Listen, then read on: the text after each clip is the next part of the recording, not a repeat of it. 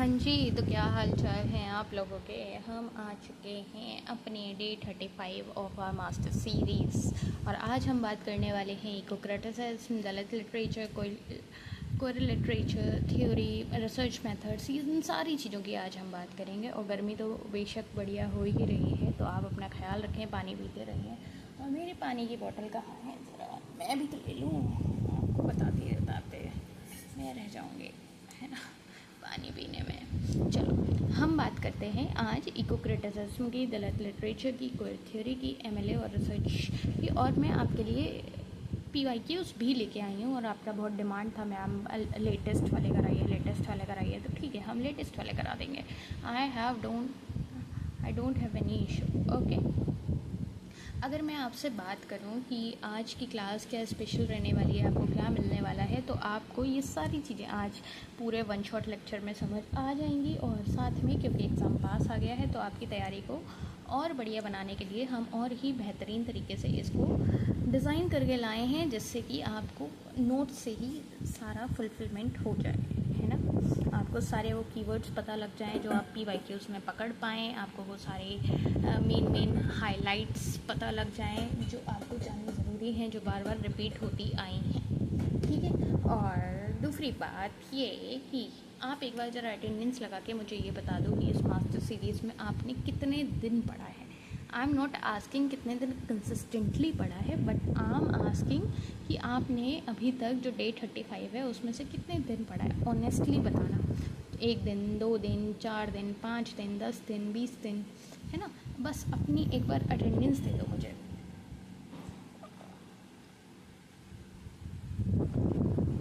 वैसे तो इस चैनल पे इतने लोग नहीं जुड़े हैं अभी, कोई बात नहीं, हम अपनी तैयारी, हम अपनी चीज़ें चलाते रह रहे हैं, इसलिए क्योंकि अगर हमको इन्हीं सब चीज़ों से इतना फ़र्क पड़ रहा होता तो हम अभी सीरीज़ यहाँ तक कंटिन्यू नहीं कर पाए होते, है ना। तो हम अपने जिस उद्देश्य के साथ, जिस मोटिव के साथ इस चैनल को शुरू किए हैं, आपको पढ़ाने के लिए, आपको वो कम टाइम में ज़्यादा चीज़ें सिखाने के लिए, बस उसे से शुरुआत करते हैं और जानते ही इको क्रिटिसिज्म क्या होता है। मुझसे ऐसा लोग कहते हैं कि शुरुआत में ऐसे ना दिल की बात मत करा करो, ऑडियंस भाग जाती है, ऑडियंस सुनती नहीं। बट यार हमारे क्लास में तो ऐसा ही होता है कि टीचर आते थे और फिर अपनी बात पहले बताते थे, गुड मॉर्निंग, गुड इवनिंग चलता था, उसके बाद वो पढ़ाना शुरू करते थे। 2 मिनट हाल चाल तो लिए जाते हैं ना, आप जल्दी से बस अपने अटेंडेंस दे दो और शुरुआत करते हैं, ठीक है। क्योंकि मुझे मालूम है अभी भी कुछ बच्चों ने नहीं दिया होगा, क्योंकि उनने सोचा होगा क्या 2 मिनट सिर्फ मैंने आपसे पढ़ा था तो मैं अपना 1 दिन गिन लूँ क्या।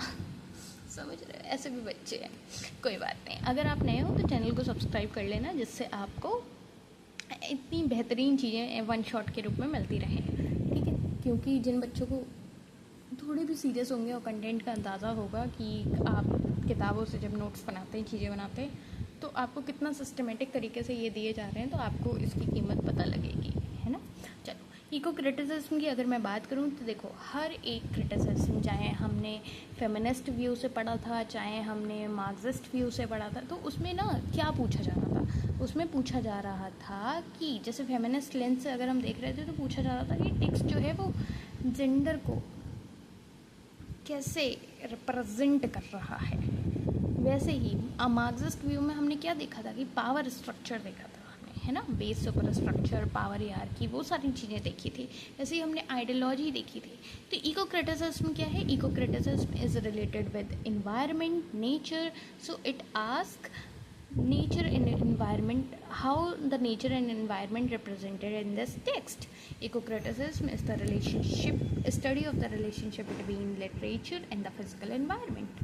Just as the feminist critics ask, how is gender represented in this text? Eco-critics ask, how is nature environment represented in this text? It examines how writers describe, understand and imagine the natural world and how literature shapes our attitude towards the environment. मुझे लगता है being a English student, literature students, अब आपको समझ में आ रहा होगा, है ना। ये बात मैंने थोड़ा सा व्यंग में बोली है, अब मुझे नहीं मालूम आपको समझ आई नहीं आई, कोई बात नहीं, है ना। बट मेरे को किसी को ठेस पहुंचाने की भावना बिल्कुल नहीं। अगर मैं एक फॉर्मल डेफिनेशन की बात करूं तो हमारे पास एक डेफिनेशन आती है चेरल ग्लॉटफिल्टी की 1996 की, कि eco criticism is the study of the relationship between literature and the physical environment. Very simple, कि इको क्रिटिसिज्म क्या है, स्टडी है लिटरेचर और फिजिकल एनवायरनमेंट के जो रिलेशनशिप है उसकी, है ना। तो मैं आपको बता दूं ये चेरल ग्लॉटफिल्टी जो है ये मेजर आप फाउंडिंग फिगर्स मान सकते हैं इनको इको क्रिटिसिज्म की, ठीक है।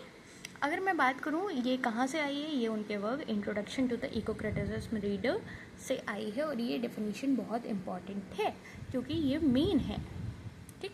तो अब हम बात कर लेते हैं कुछ की थ्योरिस्ट की और जान लेते हैं कि उनका क्या क्या कॉन्ट्रीब्यूशन रहा है एक इको क्रिटिसिज्म में। तो जो ये चेरल ग्लॉटफिल्टी हैं, इनका जो की वर्क है द इको क्रिटिसिज्म रीडर,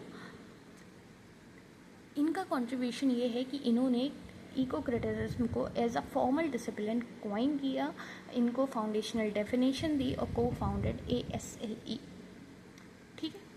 अभी सब पढ़ाएंगे, चिंता मत करो, बस तसल्ली रखो, ठीक। लॉरेंस बोयल की अगर मैं बात करूं तो the environmental imagination, the future of the environmental criticism, 2 keyword आपको इनसे रिलेटेड याद रखने हैं। इन्होंने बताया है एनवायरमेंटल टेक्स्ट क्या होता है, क्राइटेरिया क्या होता है इकोसेंट्रिक राइटिंग की, और इन्होंने पढ़ा है थ्योरी को एक्सटेंसिवली। सब अभी डिटेल में भी मिलेगा, तसल्ली रखो, पहले नाम तो जान लो कौन कौन है। अब तुम कह रहे हो फूफा के बारे में भी पहले डिटेल में बता दो, बुआ के बारे में भी पहले डिटेल में पहले जान तो लो घर में कितने फूफा हैं कितने बुआ हैं, समझ रहे हो। तो चेरल ग्लॉटफिल्टी भी जान ली, Lawrence Buell John Lee, Raymond William the main the Marxist lens जिनको आप देख पाएंगे, है ना। रेमंड विलियम आपको कल्चरल स्टडीज़ में भी कितना आप देख रहे हैं। रेमंड विलियम की अगर मैं कल्चरल स्टडीज़ की अगर मैं बात करूं तो ये बहुत ही स्कोरिंग यूनिट है, अगर अभी तक नहीं देखी है 1 शॉट पड़ा हुआ है, देख लेना, फिर मत कहना आपने कराया नहीं, ठीक। रेमंड विलियम की अगर मैं बात करूं तो the country and the city में उन्होंने Marxist lens analysis of how countryside and city are represented ideologically in English literature, pastoral aids ideology. वहीं लियो मार्क्स की अगर मैं बात करूं the machine in the garden, तो ये American pastoral tradition, technology versus nature in American literature, middle land, इसके भी ये सारी चीज़ें इनका कंट्रीब्यूशन रहा है इको क्रिटिसिज्म में। वेल प्लमवुड की अगर मैं बात करूं तो feminism and the mastery of nature, eco feminism आप याद रख सकते हैं क्योंकि ये भी इम्पॉर्टेंट है। Ecofeminism connection between domination of nature and the domination of women by patriarchy, तो ये वेल प्लमवुड इम्पॉर्टेंट है। ग्रेग गैरेट की अगर मैं बात करूं ecocriticism Routledge new critical idiom जो आपको देखने को मिलेगा, ये की इंट्रोडक्टरी टेक्स्ट बुक है जिसमें pastoral, wilderness, apocalypse, dwelling, animal as a eco critical tropes, ये सारी चीज़ें बताई गई हैं। वहीं अगर मैं बात करूं Timothy Morton ecology without nature या डार्क इकोलॉजी, तो ये जो वर्ड है ना डार्क इकोलॉजी या हाइपर ऑब्जेक्ट, ये इन्हों के द्वारा ही क्वाइन किए गए हैं, क्रिटिक रोमेंटिसाइज्ड नेचर राइटिंग। अब आपसे मैंने कहा था कि आपको सब पता लगेगा, बस तसल्ली रखो। तो ये जो है को फाउंडेड ASLE, अब इसको मैं बताती हूँ। जब मैं इतना अलग से लिख के लाई हूँ, समझ रहे हो, जब मैं तुमको ये भी PDF वाले बच्चे जो आंख बंद करके जिनको लगता है वीडियो देखना इज़ अ टाइम वेस्ट, तो उनके लिए ये लिख देते हैं अलग से कि जिसने ये पूछता है बार बार कि इसको किसने फाउंड किया, कौन है इसका एसोसिएशन इसका। तो ASLE क्या है, association for the study of literature and environment, founded in 1992 in the USA, the professional organisation of ecocritics worldwide, founded partially by the Glotfelty efforts, को फाउंडेड लिखा था ना, हाँ समझ गए। अब देखो कुछ इको क्रिटिकल कॉन्सेप्ट्स हैं जो बार बार पूछे जाते हैं, जो आपको जहाँ पता होने चाहिए। यहाँ जो आपको देखने को मिला इको फेमिनिज्म देखने को मिला, ये देख रहे हो जो इंट्रोडक्टरी टेक्स्ट बुक में जो कुछ टर्म्स आपको देखने को मिले ग्रेग गैरेट के, तो ये सारी चीज़ें अब हम डिटेल में पढ़ने वाले हैं।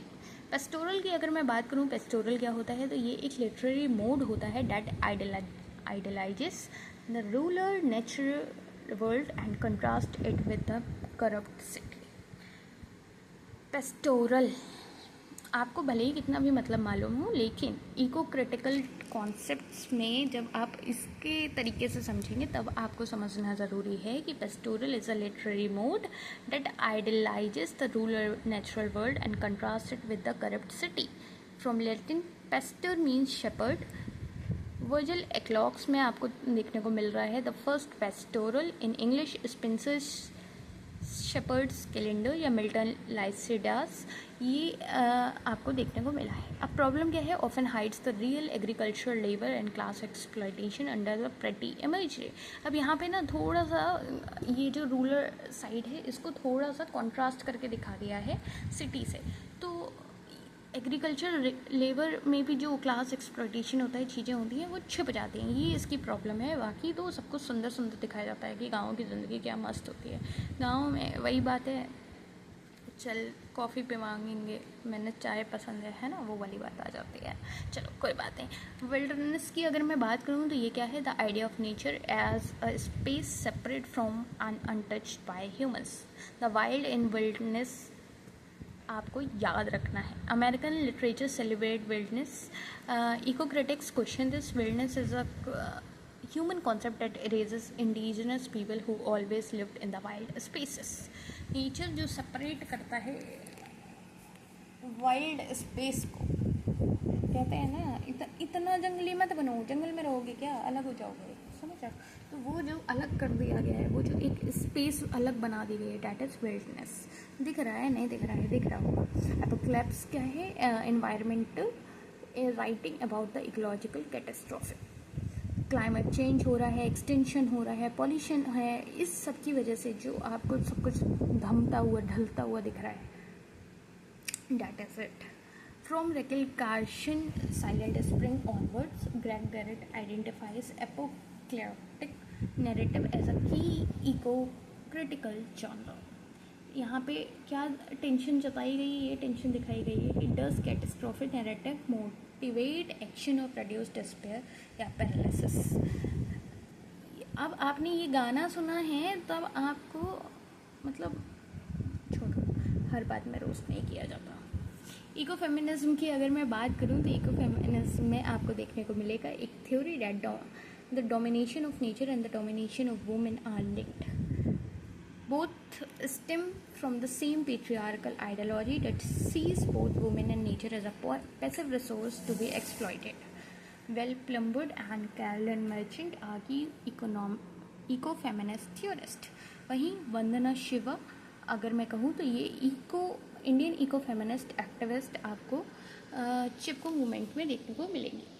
इको फेमिनिज्म आप बहुत आसानी से रिलेट कर रहे होंगे फेमिनिज्म से कि कैसे पेट्रियार्की के चलते ये सारी चीज़ें किस तरह से दिखाई जाती हैं. एंथ्रोपोसेंट्रिज्म की अगर मैं बात करूं या इकोसेंट्रिज्म की अगर मैं बात करूं तो ये दो अलग अलग टर्म हैं जिनका डिफरेंस आपको मालूम होना चाहिए.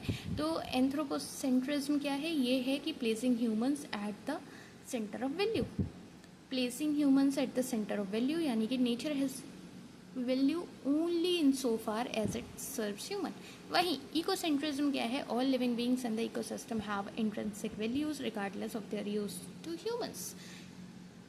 देखो बात क्या है? बात ये है कि एंथ्रोपोसेंट्रिज्म जो है वो आपका क्या डिफाइन कर रहा है? ये डिफाइन कर रहा है कि placing humans at the centre of value.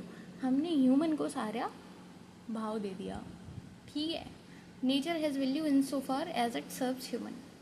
Nature human को ही सर्व कर रहा है, वो वाली बात आ गई एंथ्रोपोसेंट्रिज्म में. वहीं इकोसेंट्रिज्म में क्या है? हमने इकोसिस्टम को पहले रखा है. All living beings in ecosystem have intrinsic values regardless of their use to humans. Ecocentrism eco criticism critiques anthropocentrism in literature and advocates ecocentric perspectives.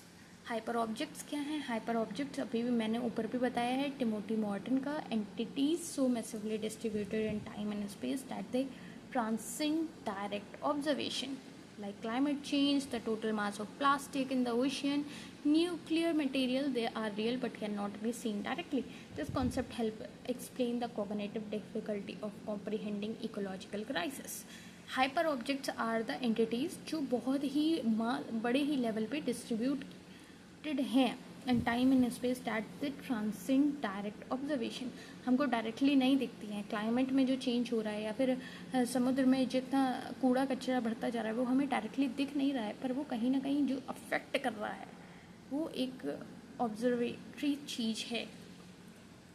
वहीं अगर मैं बात करूं, हमारे पास कुछ इंडियन इको क्रिटिकल वर्क्स हैं, उनके कंटेक्स्ट भी मैं आपको बता देती हूं। जैसे रविन्द्रनाथ टैगोर का जो वर्क है tree rivers and rain are central to his poetry and fiction proto eco critical sensibility long before the term existed. देखो, ऐसा थोड़ी है कि आज कोई टर्म नया नया बना तो इससे पहले उससे रिलेटेड कोई काम ही नहीं हो रहा होगा, है ना। काम सब हो रहा है, वो एक नाम मिल जाता है कि अच्छा इसका मतलब ये होता है ना। वो तुमको नाम मिल जाता है। तो रविन्द्रनाथ टैगोर इन सारे काम को पहले से लिख रहे थे, बस नाम नहीं था। लाइक वो ट्रीज़ को, रिवर्स को, रेन को एक सेंट्रल फिगर दे रहे थे अपने पोइट्री और फिक्शन में। ठीक, रस्किन बॉन्ड की बात करूँ तो his short stories and essays about the Garhwal Himalayas, deep sense of place, nature and as companion and moral guide. The cherry tree, the blue umbrella, ये आपको याद रखने हैं। रस्किन बॉन्ड की जो शॉर्ट स्टोरीज़ हैं। वहीं अमिताभ घोष का द हंग्री टाइड, ये सारे इंडियन वाले हैं। ठीक है, Amitabh Ghosh the hungry tide की अगर मैं बात करूँ तो set in the Sundarbans mangrove delta, explore the conflict between the human communities like fishing, farming and the wildlife conservation of tigers, one of the important works of Indian eco-critical fiction। वहीं अमिताभ घोष का the great derangement की अगर मैं बात करूं तो ये non fiction है 2016 का, और argue that literary fiction has failed to adequately address climate change because the serious novel is built around the individual human experience and can not accommodate the vast collective non human scale of climate crisis. इसको आप याद रखेंगे अमिताभ घोष के दोनों word को। वहीं चिपको movement की अगर मैं बात करूँ 1973, और जैसे ही चिपको मूवमेंट आता है तो सुंदरलाल बहुगुणा तो सबको याद आ ही जाते हैं। तो अगर मैं आपसे कहूँ वंदना शिवा आपको as a eco feminist reading के तौर पे याद रखनी है। Village women hugging trees, the merger of the ecological and feminist politics, women relationship with forest in India, survival not romanticism. इस पर्सपेक्टिव से आपको याद रखना है। अब ये जो अमिताभ घोष वाला, ये जो 2016 वाला है, ये बहुत ही ऐसा रिसेंट वाला है, तो बहुत ज़्यादा चांसेस हैं कि 2026 में आ ही जाए, मतलब इट्स जस्ट अ पॉसिबिलिटी। ठीक है, अगर मैं बात करूँ, मतलब आपको जितना मेन जानने की ज़रूरत है। अभी क्या है, जितना भी हाई ROI टॉपिक्स थे वो हमने डे 1 से स्टार्ट करते आपको डे 30 तक करा दिए थे, है ना। अभी क्या है कि हम डे 35 पे आ गए हैं, तो हम लास्ट में जितनी भी छोटी छोटी चीज़ें आपको जाननी ज़रूरी हैं वो आपको सारी करा रहे हैं। तो हमने इको क्रिटिसिज्म में आपको जितनी चीज़ें जाननी ज़रूरत थी वो हमने करा दी। जितना भी हमने पास्ट पेपर एनालाइज किए हैं, चीज़ें देखी हैं, तो जितना बेसिक जो चीज़ें आती हैं उसके बेसिस पे हमने करा दिया। ठीक, दलित लिटरेचर की अगर मैं बात करूँ, वॉइस फ्रॉम द मार्जिन्स, तो आपको जानना है कि दलित लिटरेचर क्या है। तो दलित लिटरेचर वो लिटरेचर है जो दलित के द्वारा लिखा गया है। Those historically oppressed by caste, formerly called untouchable or scheduled caste, about their own experiences. The key distinction, it is not literature about Dalit written by other, it is the literature from the Dalit perspective written from the lived experience। तो Dalit literature वो है जो उन ही लोगों ने लिखा है। तो जैसे कि दलित का मतलब है ground down, Sanskrit Marathi root इसका आ रहा है ग्राउंड डाउन या ब्रोकन या ऑप्रेस्ड। तो BR Ambedkar popularised it use as a term of political self identification, rejecting the patronising term Harijan. जो हरिजन गांधी जी ने यूज़ किया था कि चिल्ड्रन ऑफ गॉड, उसको हटाते हुए दलित वर्ल्ड आपको देखने को मिला है। ठीक है, ओरिजिन इसका क्या है? ओरिजिन है कि Dalit literary movement began in Maharashtra in 1960s 70s with the little magazine movement of the and the Dalit Panther organisation 1972 modelled on the Black Panther Party USA। अब देखो, मैं एक बात आपको बताती हूँ बहुत ही बेसिक सी, कि अगर आपने अभी तक दलित लिटरेचर आप पढ़ रहे हो, अच्छी बात है, लेकिन अभी तक अगर आपने इंडियन लिटरेचर नहीं पढ़ा है, इंडियन लिटरेचर के बिग 3s नहीं पढ़े हैं, बिग 3s के बाद भी छोड़ दो, अगर आपने सलमान रश्दी नहीं पढ़े हैं, मिडनाइट चिल्ड्रन नहीं पढ़ा है, तो बेटा आप बहुत दूर हैं। ठीक है। तो उस दूरी को कम करने के लिए आप चुपचाप इस वीडियो के बाद एक प्लेलिस्ट आपको मिल रही होगी सेक्शन में, वहाँ आप जाएंगे और आपको इंडियन लिटरेचर भी मिल जाएगा। देखो, बहुत छोटी सी बात बताती हूँ, कोई गुस्सा नहीं हो, कुछ नहीं है, सीधी सी बात बताती हूँ कि I am here to teach you and I am here to guide you, और मैं आपको जेन्यून सजेशन दे सकती हूँ, एडवाइस दे सकती हूँ। ऐसा तो है नहीं मैं पैसा कमाने के लिए बैठी हूँ कि भाई नहीं इतने का कोर्स है बेच दिया, है ना, वो वाली बात तो है नहीं। मैं आपको जब सब चीज़ फ्री पढ़ा रही हूँ, तो अगर मैं आपको बीच में कह रही हूँ कि इंडियन लिटरेचर पढ़ लेना, सलमान रशीदी पढ़ लेना, बिग 3 पढ़ लेना, तो इट्स लाइक कि वो ज़रूरी होगा तभी मैं कह रही हूँ, समझ रहे हो। और दूसरी बात बहुत छोटी सी ये है कि इंसान आज की दुनिया में जज बहुत जल्दी करता है। अब आप जज कर रहे हो कि यार आप क्या ही पढ़ा रहे हो, आपके पे तो व्यूज़ ही नहीं आ रहे हैं, आपके पे तो सब्सक्राइबर ही नहीं है, आपके पे तो यही नहीं है। तो बेटा, हर चीज़ ज़ीरो से स्टार्ट होती है। और मैं जो आपको पढ़ाना स्टार्ट इस तरह से ऑनलाइन आके जो पढ़ा रही हूँ, चीज़ें कर रही हूँ, तो इसमें मेरा ध्यान अगर यही सब्सक्राइबर, यही वॉच टाइम, यही व्यूज़ पे होता ना, तो शायद ये हम डे 35 पे नहीं आए होते, शायद हम फाउंडेशन सीरीज़ कंप्लीट करने के बाद मास्टर सीरीज़ नहीं लाए होते, है ना। तो शायद हमारा ध्यान उस पर नहीं है, क्योंकि हमारा ध्यान है आपको बेस्ट ऑफ बेस्ट चीज़ें प्रोवाइड करने का, ठीक है। क्योंकि आज के समय में आपको मालूम है कि हर चीज़ कितनी फेक हो सकती है। फेक सब्सक्राइबर खरीदना, फेक वॉच टाइम दिखा देना, फेक व्यूज़ दिखा देना is not a big deal. But मैं आपको जेन्यूनली पढ़ाने बैठी हूँ, समझाने बैठी हूँ, तो मैं भी एक जेन्यून ऑडियंस चाहती हूँ। तो अगर आप सीरियस हैं, अगर आप पढ़ने में अच्छे हैं, अगर आपको लगता है कि हाँ हमें पढ़ना है, हमें हेल्प हो रही है किसी भी तरीके से, हो सकता है किसी दिन आपको मेरी आवाज़ से ना समझ में आए, हो सकता है किसी दिन आपको मेरा बोला हुआ प्रोनाउंसिएशन गलत लग जाए, है ना, that's the case, I accept. But आपको कभी कुछ ऐसा गलत पढ़ाते हुए मैं नहीं मिलूँगी। और मेरा मोटिव ही यही था, सिर्फ इतना सा था कि मैं कम टाइम में कैसे स्मार्ट स्टडी कर सकते हैं, ज़्यादा चीज़ें पढ़ सकते हैं, वो एक जगह समराइज़ करके बच्चों को पढ़ाऊँगी। और वही उद्देश्य के साथ मैं यहाँ बैठी हूँ और आपको पढ़ा रहे हैं, है ना। मेरा इतना दिल था कि मतलब दिल में ये बात थी कि मैं आपको लाइव आके पढ़ाऊँगी, लाइव आके इन द सेंस कि लाइव क्वेश्चन सॉल्व कराऊँगी, सब कराऊँगी। लेकिन जो बच्चे मुझे जान रहे हैं, चीज़ें जान रहे हैं, मेरा जो सेटअप है, जो भी चीज़ें हैं, मैं कुछ यहाँ वो नहीं करने आई हूँ। बट द थिंग इज़ कि वही बेसिक क्राइटेरिया ही पूरा नहीं हुआ। तो सोचो, वो बेसिक क्राइटेरिया पूरा करने के लिए मैं आप पे जोर नहीं डाल रही हूँ कि नहीं नहीं सब्सक्राइब करो, नहीं नहीं मैं 50 शॉर्ट्स नहीं डाल रही हूँ दिन में कि बच्चों यहाँ आओ, ये क्लिक बैठ, ये वो कुछ नहीं। बिकॉज आई नो कि सही चीज़ों का सही वक्त आ जाता है, और जो सही इंसान होंगे उन्हें सही चीज़ मिल रही होगी, है ना।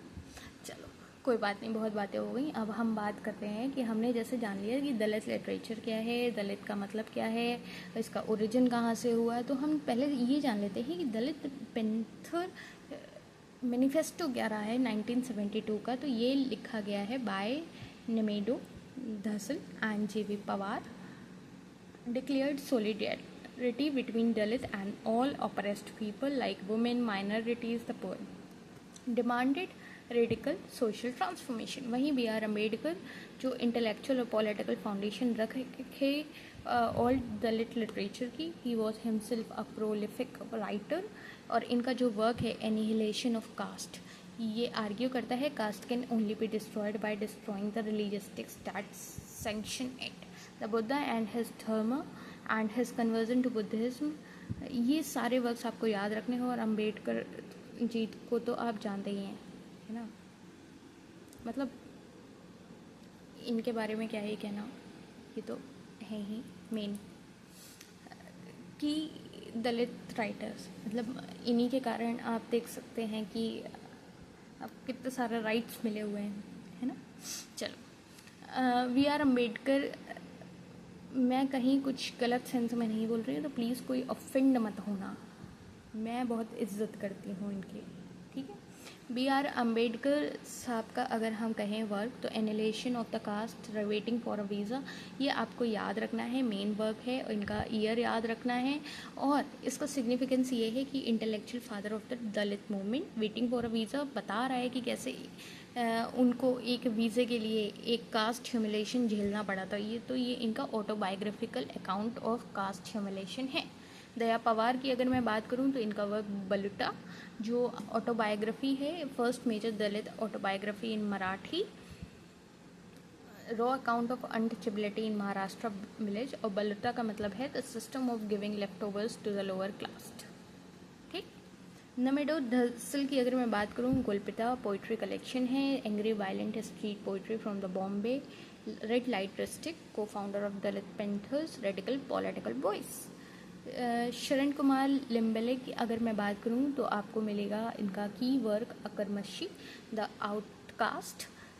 ये भी एक ऑटोबायोग्राफी है of a child born to an upper caste man and a Dalit women, explores illegitimacy, caste and sexual exploitation. Also wrote key critical work towards an aesthetic of Dalit literature.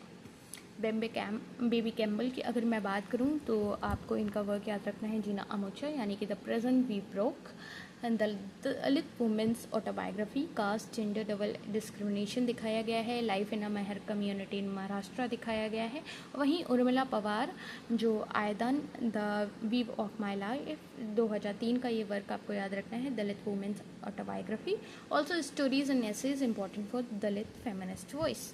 अब देखो, अगर मैं आपको बताऊं कि जैसे आपको ये सारी चीज़ें सीरीज़ में मिल रही हैं ना, वैसे ही मैं आपको एक चीज़ दिखाना चाहती हूँ। ये जो डे 34 लिया है हमने कल, है ना, इसमें हमने आपको डे 34 अभी तक नहीं देखा है, देख लेना। देखो बेटा, देख इसलिए लेना कि डे 34 में हमने ये देखो, British literature work, author master table, Indian literature mapping, American literature mapping, Nobel prize winner, first famous line, famous first lines, जो पहली लाइन फेमस है, कोट नहीं, पहली लाइन जो फेमस है, लिटरेरी फर्स्ट, ये सारी चीज़ें आपको बहुत ही ऐसे फॉर्म में दी हैं, समझ रहे हो।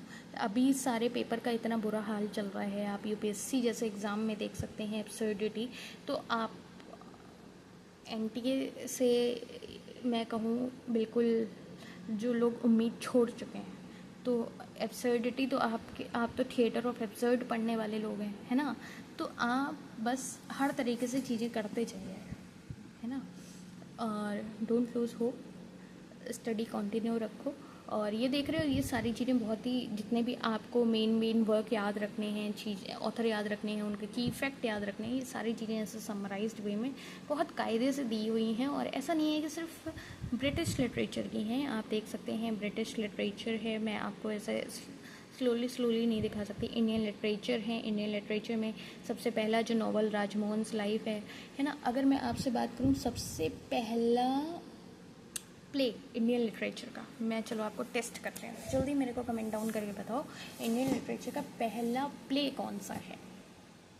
आधे बच्चे यहीं पे कहेंगे ये भी था क्या, कंथापुरा, ये सरपेंट इन द रोप, ये सारी चीज़ें जितनी भी इम्पोर्टेंट है ना आपके, ये सारी आपको बना के दे दी गई हैं। आपको दिक्कत करने वाली कोई बात नहीं है कि हम एक जगह फ्लैश कार्ड नहीं बना पा रहे हैं, कि हम अपनी ये चीज़ नहीं बना पा रहे, वो चीज़ नहीं बना पा रहे। ये देख रहे हो, नोबेल प्राइज़ विनर्स किसको कहाँ क्या क्या मिला है, समझ रहे हो, ये सारी चीज़ें।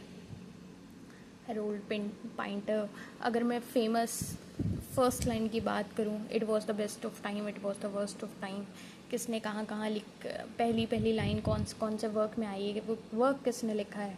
ये song of the my self जो इम्पोर्टेंट है, आई एम इनविजिबल मैन, समझ रहे। तो ये April is the cruellest month, ये तो अलग से ही बताया था मैंने।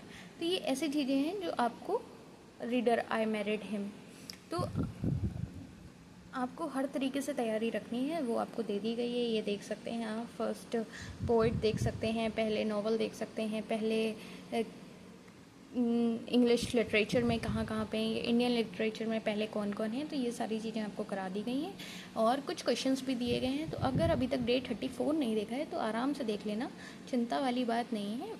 अब वीडियो तो है आपके हवाले साथियों, है ना। उर्मिला पवार की हमने बात कर ली थी। वहीं अगर मैं बात करूं बामा यानी कि फॉस्टीना फातिमा रानी, तो इनका जो वर्क है करुक्कू संगति तमिल में, तो इनका ये पहला तमिल दलित वुमेन ऑटोबायोग्राफी है। The name that is double edge like a palm leaves edge, triple marginalisation दिखाया गया है, दलित वुमेन और क्रिश्चियन, ये ट्रिपल मार्जिनलाइजेशन दिखाया गया है। और वहीं संगति की अगर मैं बात करूँ तो कम्युनिटी स्टोरीज़ हैं ओवर दलित वुमेन, ठीक है। तो ये बहुत ही इम्पॉर्टेंट है वामा।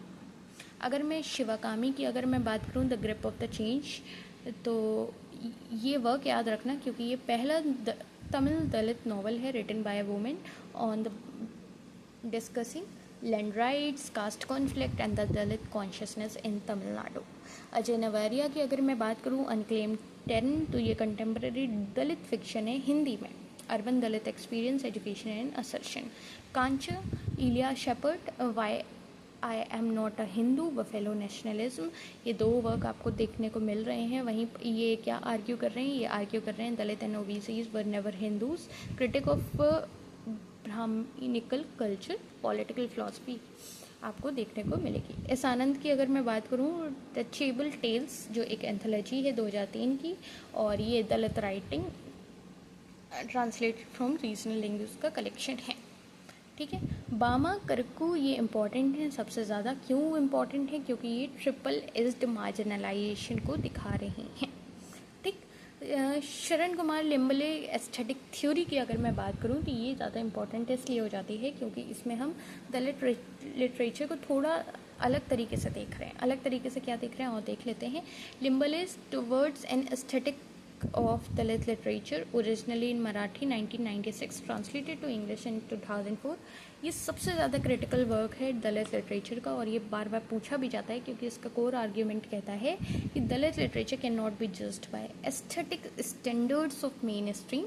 देखो, मुझे लगता है कि कुछ बच्चे पहले से ही 2x पे देख रहे हैं, तो मैं कुछ तेज बोल देती हूँ क्योंकि मेरी आदत है नहीं कि इतना धीमे धीमे मैं आपको पढ़ाऊँ, क्योंकि मैं 2nd, 3rd, 4th क्लास के बच्चे को तो नहीं पढ़ा रही कि देखो बेटा Dalit literature can not be judged by aesthetic standards of mainstream literature because those standards were developed to exclude Dalit experience. तो ऐसे तो मेरी आदत है नहीं, है ना। आदत नहीं होने की बात है कि मुझे लगता है कि भाई पोस्ट ग्रेजुएशन वाले अच्छे बच्चे हैं तो इनको तो आदत होगी, है ना। 2x पे देखो, इसलिए मैं थोड़ा सा ऐसा कर देती हूँ। चलो, अगर कोई दिक्कत हो, कुछ भी हो तो कमेंट डाउन करके बता देना, तुम्हारी बहन तुम्हारे लिए इंतज़ाम करा देंगे पढ़ाई में, ठीक। कोर आर्ग्यूमेंट की अगर मैं बात करूँ तो Dalit literature can not be judged by aesthetic standards of mainstream literature because those standard were develop to exclude Dalit experience. इनका कहना था कि दलित लिटरेचर को आप जज नहीं कर सकते हैं जो aesthetic standard main stream literature में दिखाए गए हैं, क्योंकि वो दिखाए इस तरीके से गए हैं जो दलित के एक्सपीरियंस को एक्सक्लूड कर रहे हैं। Dalit writing is not beautiful, distance, objective, universal in the upper caste. Dalit writing क्या है, वो किस तरीके की दिखाई गई, वो दिखाई गई है angry, painfilled, partition, specific experiential and that is its aesthetic strength. Experience और इमेजिनेशन की अगर मैं बात करूँ तो आप जानें कि मेन स्ट्रीम एस्थेटिक्स जो दिखाए गए हैं वो सेज लिटरेचर रिक्वायर्स इमेजिनेशन। वहीं limbless says for Dalit writers direct lived experience is the literary material. भाई कोई चीज़ आप इमेजिन करके लिख रहे हैं, कोई इंसान उस चीज़ को सहा हुआ है फिर लिख रहा है ना। एक इंसान यूपीएससी के पेपर को ऊपर से किसी का रिव्यू, 4 लोगों का रिव्यू लेके फिर उस पर अपना भाव रख रहा है। एक जो उस तपती गर्मी में 45 डिग्री के टेम्परेचर में उस पेपर की एब्सर्डिटी को देखते हुए लिख दे के आ रहा है, तो उसका दुख अलग होगा, है ना।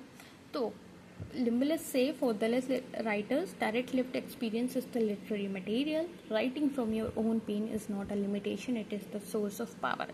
और मुझे लगता है मेन राइटिंग सबसे ज़्यादा अच्छी ही वही होती है जो आपकी रियल चीज़ को निकाल रही है ना। क्योंकि रियल चीज़ जब निकलती है तो फ़ायदा ये होता है कि एक तो इंसान को सुकून बहुत मिलता है, आपको भी मिलता होगा अगर आप लिखते होंगे, है ना। The question of non Dalit writing about Dalit. अच्छा, मैं आपको बताऊँ, मैं लिखती बहुत हूँ, मुझे लिखने का बहुत शौक है। तो कभी आपका मन करे ना कि अरे आप कुछ अपना लिखा हुआ सुना दो, तो किसी दिन लाइव आके सुनाओगे, ठीक है। फिर ये मत कहना कि इतना दर्द, पहले ही डिस्क्लेमर दे रही हूँ, कोई दुख दर्द बेवफाई पे नहीं लिखा है मैंने, ठीक है। पहली बात, दिल टूटे पे नहीं लिखा है। तो अगर तुम लोग आस लगाओ कि हमारे दिल टूटे पे कुछ शब्द बिखेर देंगी, तो नहीं, वो नहीं लिखती है, ठीक है। Question of the non Dalit writing about Dalit की अगर मैं बात करूँ तो बात यह है कि Limbale argued non Dalit can not write about Dalit experience authentically. सही बात है, they can have sympathy but not the body knowledge of who have lived caste operation. Dalit literature, इसीलिए आपको ये अलग से पढ़ने को मिलता है। Dalit literature, Dalit literature is not the creation of imagination but the product of experience. It is life lived through pain, humiliation and the daily violence of caste. ये आपको देखने को मिल रहा है इनके work Sharan Kumar Limbale towards an aesthetic of Dalit literature.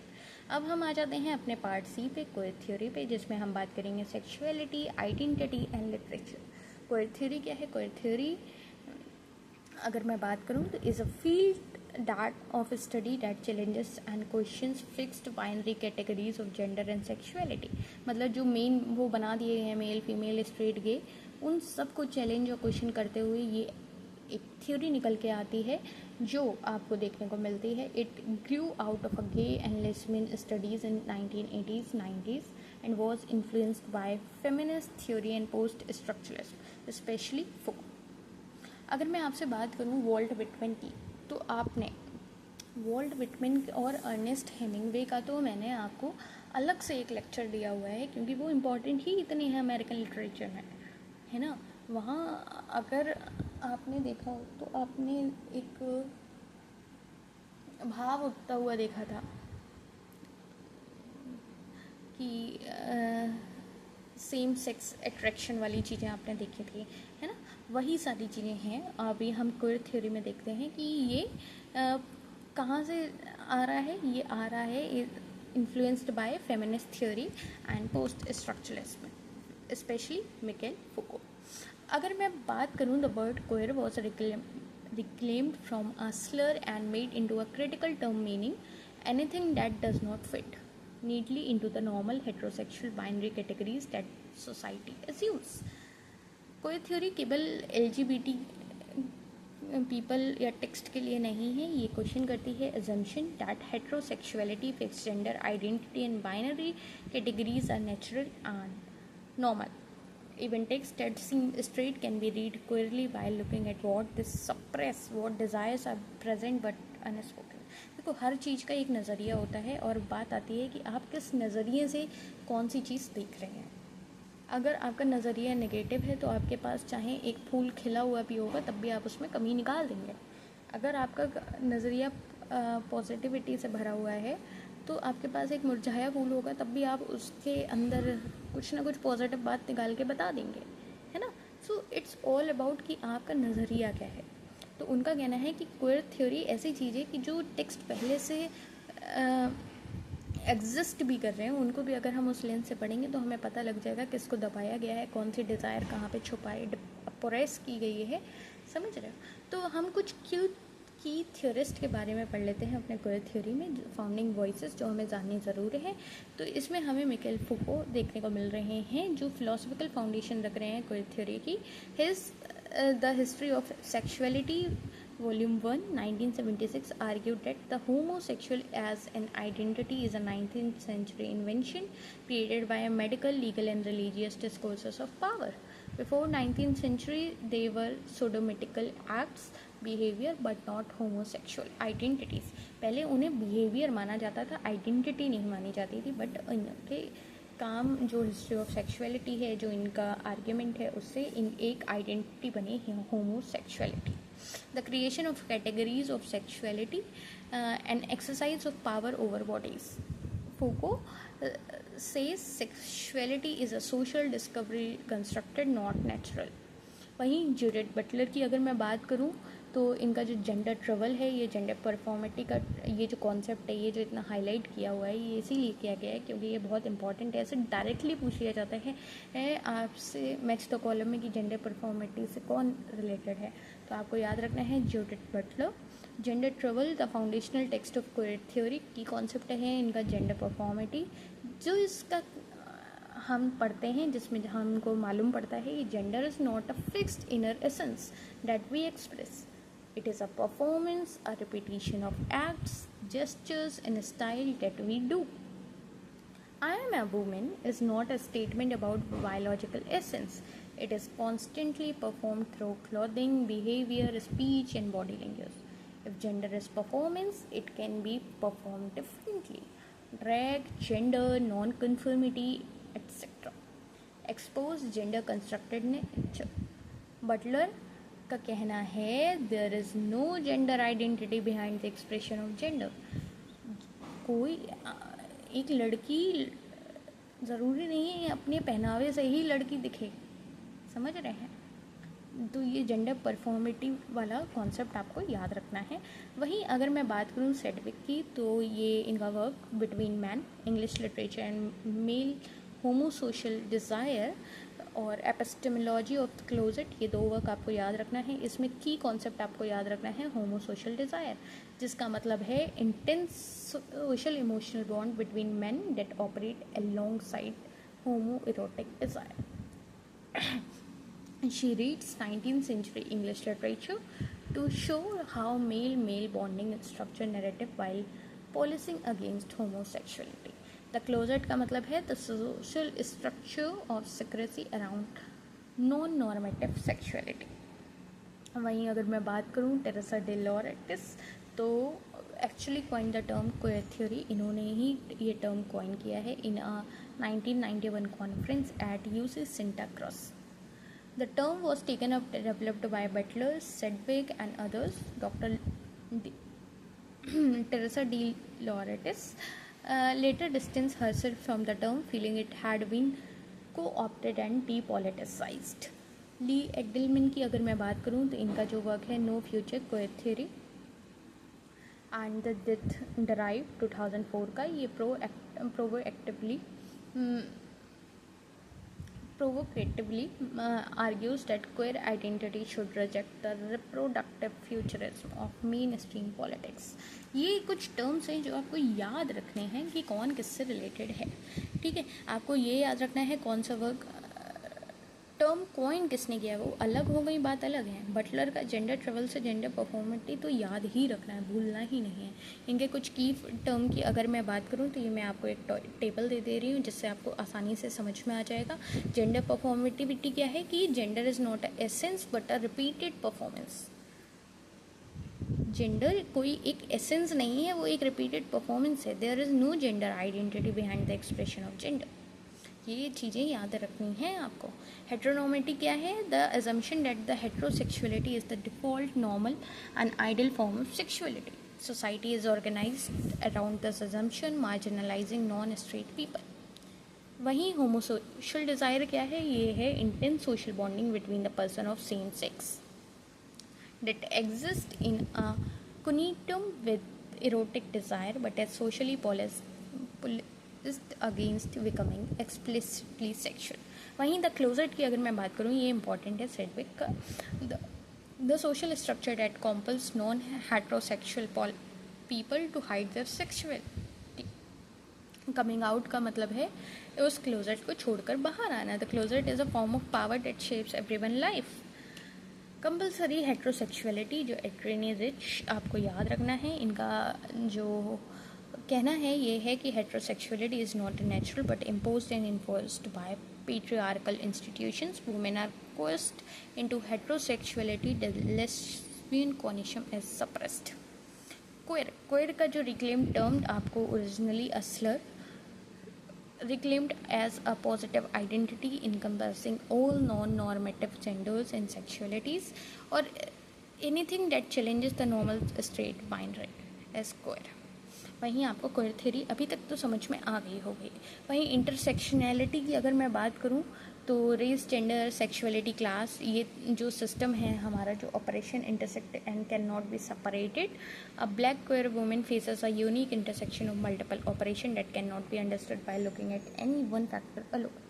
तो ये जो अलग अलग सेक्शंस की सब मिला के जो एक ऑपरेशन झेल रहे हैं इंटरसेक्ट करके, दैट इज़ इंटरसेक्शनैलिटी. वहीं इंडियन कोड लिटरेचर में अगर मैं बात करूं तो आपको ये याद रखना है कि section 377 of IPC, the British era that criminalised unnatural offences used to criminalise homosexuality. The Supreme Court of India struck it down on 6 September 2018. Before 2018, queer Indians were legally criminalized. वहीं सुनीति नाम जोशी की अगर मैं बात करूं तो ये Indo British feminist queer writer रही हैं. The conversation of cow, feminist fables, first openly queer Indian women writer. Mahesh Dattani on a muggy night in Mumbai की अगर मैं बात करूं, ये इंपॉर्टेंट है, अभी तक नहीं पढ़ा है तो पढ़ लेना, क्योंकि ये one of the India's first play to directly and explicitly address homosexuality. The first staging was controversial. Actor feared public backlash. वहीं राज राव की अगर मैं बात करूँ, the boyfriend, first explicitly gay novel in Indian English. A Dalit gay pen life in Bombay, intersects queer identity with caste. वहीं विक्रम सेठ का उससे table boy अगर आप मैं कहूँ तो contain a queer subplot between character that is undistinct but significant, a rare depiction in the mainstream Indian fiction at a time. ठीक है, ये आपको सारी चीज़ें याद रखनी हैं. अब ये तो बहुत बेसिक सा है. Research method, MLA citation. अभी जो बच्चे पोस्ट ग्रेजुएशन करके आ रहे होंगे नए नए, उनने तो रट गया होगा कि times new Roman 14 font 12 font है ना, ऐसा करके रट गया होगा ना. वही तो मैं आपको साइटेशन का बता रही हूँ कि लास्ट में जो आपने cite work consulted and cited किया होगा, उसमें जो साइटेशंस दिए हैं वो किन फॉर्म में दिए हैं. जो भी इन टेक्स्ट साइटेशन होते हैं उनका बेसिक फॉर्मेट ये होता है कि ऑथर का लास्ट नेम आता है, पेज नंबर आता है, कोई भी कॉमा नहीं आता है बीच में नाम और पेज के, और number P before page number.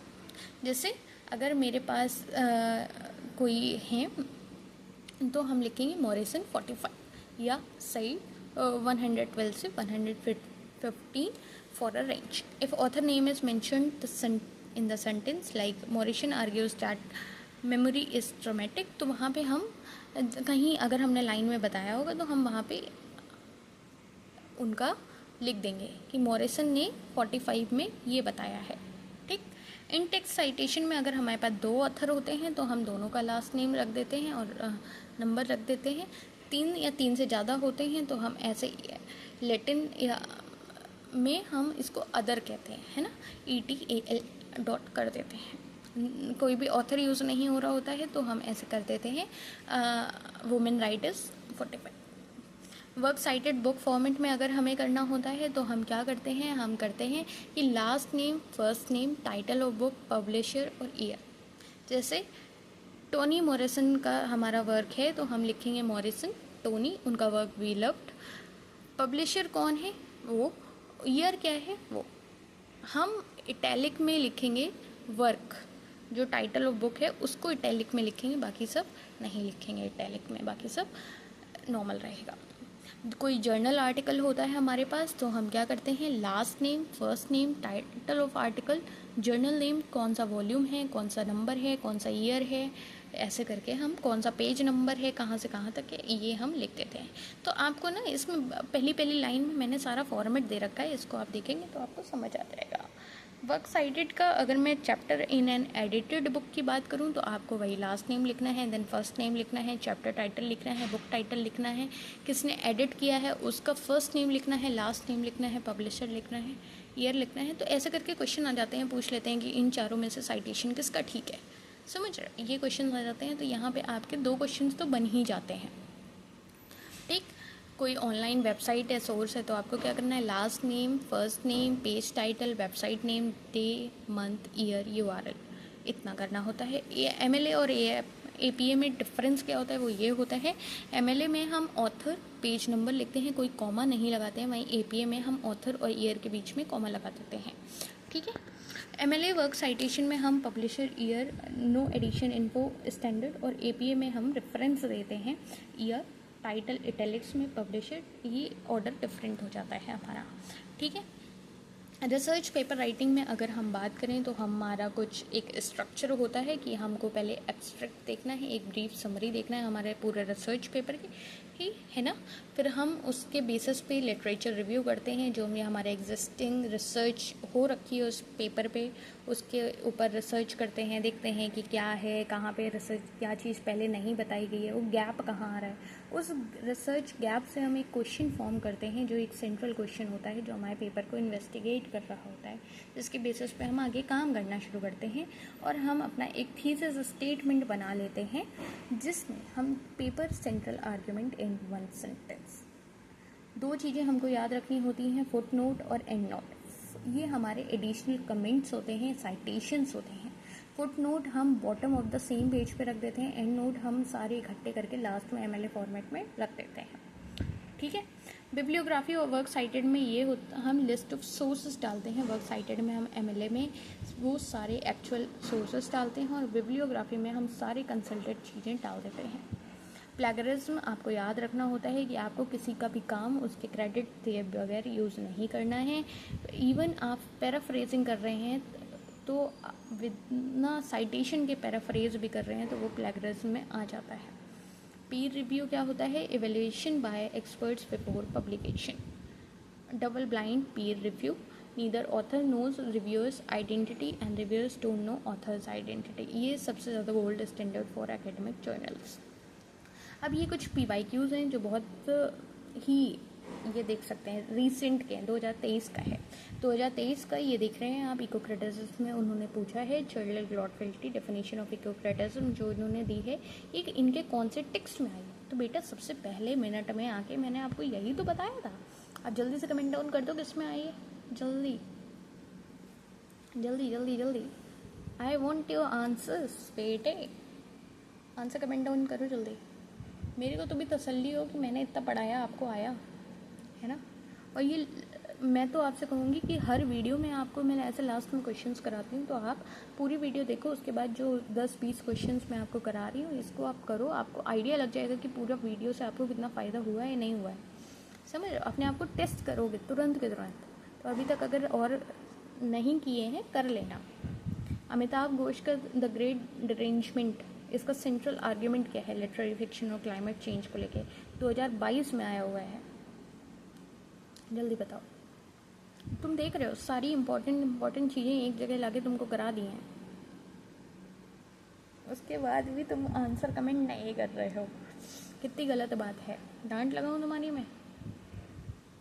Third question, ये बताओ हाइपर ऑब्जेक्ट क्या होते हैं। हाइपर ऑब्जेक्ट मैंने बिल्कुल प्रॉपर शुद्ध हिंदी में समझाया है। अब तुमको बस ऐसे सामने कीवर्ड दिख रहा हो तो तुरंत आंसर कमेंट डाउन कर दो।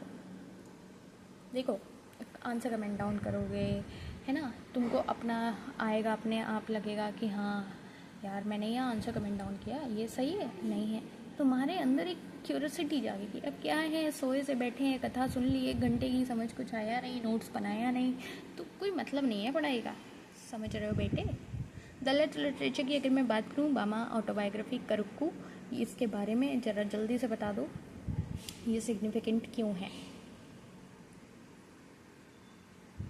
सोच लेना ये तमिल वर्क है कि नहीं है। तो words and aesthetic of Dalit literature क्या आर्ग्यू कर रहा है, जितनी चीज़ें ज़रूरी हैं वो सारी पढ़ाई हैं, तो जल्दी से आंसर कमेंट डाउन करो। ये देखो 2022 का आया हुआ है,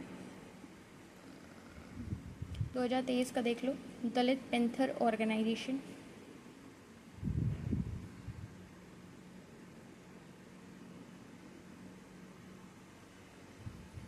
एनिहिलेशन ऑफ कास्ट,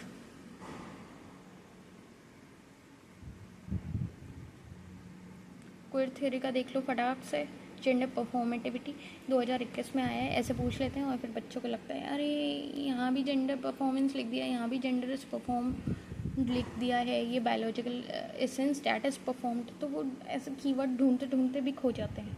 तो अभी मैं आपको यहाँ केवल कीवर्ड पहचानना सिखा दूँ, हालांकि मैंने आपको अभी तक बहुत कुछ सिखा दिया है, बट आई वॉन्ट कि आप ट्राई करो। मैं बैठी हूँ आपको सही करने के लिए, मैं बैठी हूँ आपको सही चीज़ बताने के लिए, बट ट्राई करो। कोई थ्योरी टर्म कॉइन किसने किया है कॉन्फ्रेंस में? संभल के बताओ ना, ये बताओ कौन से केस में? एमएलए साइटेशन की पूछ लूँ? चलो ये बताओ कौन सा करेक्ट है। ऐसे ही करके आते हैं, वीडियो पॉज कर करके बताते जाना, देखते जाना क्वेश्चन, ठीक है? ये बताओ होमी भाव्या का क्या सही है क्या गलत है, जल्दी बताओ। ऐसे जब क्वेश्चन आपके इतने 45 डिग्री के टेम्परेचर में आ जाते हैं ना, तो आप तुक्का ही मार के चले जाते हो, जबकि ये इजी क्वेश्चंस होते हैं। तो ज़रा दिमाग लगा के बताओ, पीर रिव्यू क्या होता है?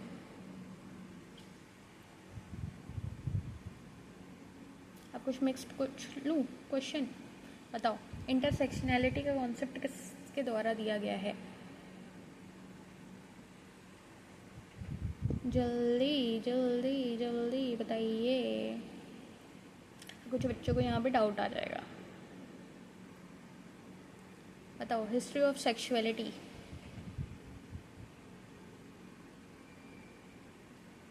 जल्दी।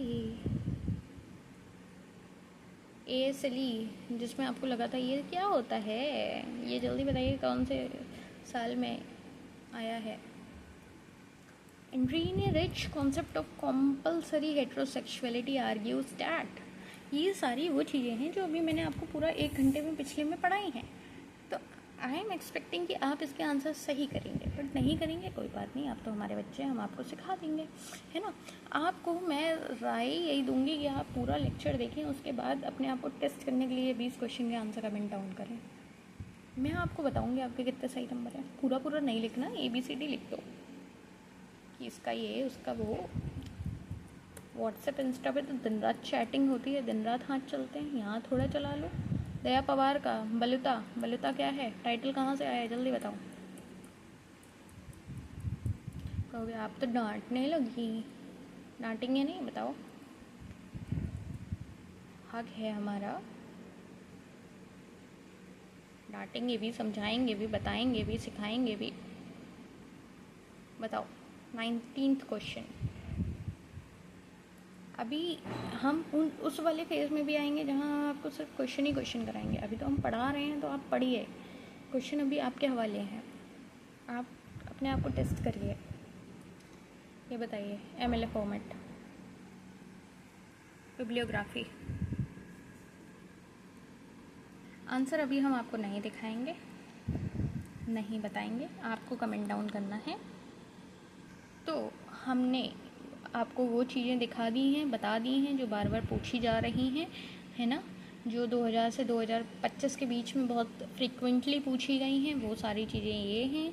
आप एक बार देख सकते हैं, वीडियो पॉज कर करके देख सकते हैं। और ये रहा आपका क्विक रिवीजन डे 35 का, आपके पेपर 2 का। और साथ में मैं आपको बता दूं, पेपर 1 में भी हम लगातार रिवीजन भी कर रहे हैं, और रिवीजन के साथ साथ हम आपका क्वेश्चंस भी कर रहे हैं, PYQs भी कर रहे हैं। तो इन केस आप पेपर 1 को हल्के में ले रहे हैं तो मत लीजिए, क्योंकि ये आपकी JRF से दूरी कम करा सकता है, समझ रहे हैं? तो पढ़ते रहिए, समझते रहिए, जहाँ कोई दिक्कत आए पूछते रहिए, कमेंट डाउन करते रहिए। हम आपके लिए हाजिर हैं बताने के लिए और समझाने के लिए। और जितने क्वेश्चंस पूछे हैं उनके आंसर कमेंट डाउन कर देना। चैनल पे नए हो तो सब्सक्राइब कर लेना।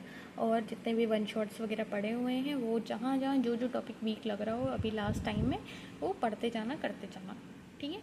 और जैसे डे 34 में मैंने आपको दिखाई कि पूरा आपको कैसे मास्टर टेबल्स बना बना के दी हैं जो आपके बहुत काम की हैं, वैसे ही मैं एक ब्रिटिश लिटरेचर की थोड़ा और डिटेल में बना रही हूँ, जिसमें आपको सारे राइटर्स, सारी चीज़ें से रूबरू कराऊंगी। तो उसके लिए आपको मिलना है मुझसे डे 36 पे, यानी कि कल, ठीक है? तो अभी तक जितनी चीज़ें बताई हैं उतने पे ध्यान देना, पढ़ना, समझना, अपनी बात रखना, अपनी बात पूछना, और जहाँ जो ना आए, हाँ, घबराना मत, बस पूछ लेना कि ये चीज़ कैसे पढ़ें, ये चीज़ कैसे करें, ये कैसे करें। और अभी लास्ट 20 दिन में, 25 दिन में आपसे चीज़ें अगर नहीं संभल रही हैं और आपको चाहिए कि हाथ पकड़ लिया जाए चीज़ें बता दी जाएँ कैसे करवानी है, कैसे करनी है, तो उसके लिए भी पूछ लेना, बता देंगे। ठीक है, कोई ऐसा टॉप चीज़ नहीं बताने वाले हैं, रियलिटी चेक दे देंगे तुमको। 2-4 बातें बुरी भले ही लग जाएंगी, है ना, और बुरी लग जाएंगी तो तुम काम करने लग जाओगे। रियलिटी चेक मिल जाएगा और रियलिस्टिक चीज़ें मिल जाएंगी कि ऐसे ऐसे कर लो। तो जो भी पूछना हो करना हो कमेंट डाउन कर देना। मिलते हैं आपसे एक नई क्लास में एक नए टॉपिक के साथ, और आपसे मिलकर अच्छा लगा। आपको कैसा लगा बताइएगा।